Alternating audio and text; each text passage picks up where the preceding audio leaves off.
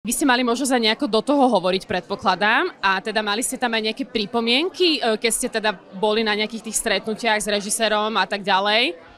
Tak viac menej mamina do toho rozprávala, lebo ona viac toho zažila s otcom, aj všetky tie začiatky, ale mali sme čo povedať, ale presne som rozprávala o tom, že scenár alebo papier veľa znesie, uvidíme, jak to bude, keď to bude odohraté.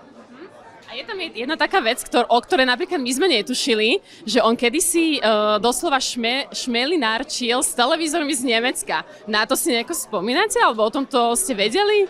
Vôbec som ani netušila, takže neviem, lebo ľudia toho povedia, čo je skutočnosť, čo je pravda, už sa nemáme jak dozvedieť. Takže toto bude asi jedna z vecí nová pre vás, keď to teraz uvidíte? Určite áno. Myslím, že tam bude viac toho, čo sa budem čudovať.